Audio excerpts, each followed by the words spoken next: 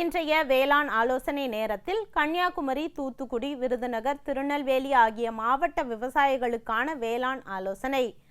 நெல்லில் மணி பிடிக்கும் பருவம், பயிரின் தேவைக்கேற்ப பாசனம் செய்யவும் விவசாயிகளிடம் அறிவுறுத்தப்படுகிறார்கள். கரும்புக்கு விவசாயிகள் மண் அணைத்தும் கரும்பு பயிர் சாயாமல் இருப்பதற்கான பாதுகாப்பு முன்னேற்பாடுகளை மேற்கொள்ளுமாறு கேட்டுக்கொள்ளப்படுகிறது.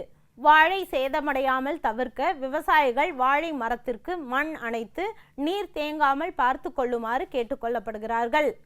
மிளகாயில் முதிர்ச்சி அடைந்த காய்களை அறுவடை செய்து பாதுகாப்பான இடத்தில் வைக்கவும். தற்போதைய வானிலை கடலை புழுக்கு உகந்தது. இதனை கட்டுப்படுத்த 10 லிட்டர் தண்ணீரில் எமாமெக்டின் பென்சோயேட் 5% SG 4 கிராம் கலந்து தெளிக்கவும்.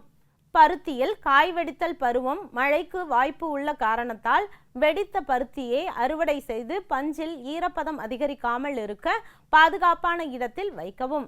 தற்போது நிலவும் வானிலைக்கு தென்னையில் ரூகோஸ் வெள்ளை ஈக்களுக்கு சாதகமாக உள்ளது.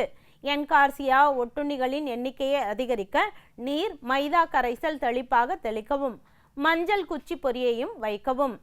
மல்லிகையில் பூக்கும் பருவம் தற்போதுள்ள வானிலை பிளாசம் மிட்ஜுக்கு ஏற்றதாக உள்ளது. எனவே விவசாயிகள் 1 லிட்டர் தண்ணீரில் தியாமிதாக்சம் 2.5% WG 0.75 கிராம் அல்லது நோவலூரான் 3 மில்லி தெளிக்கவும்.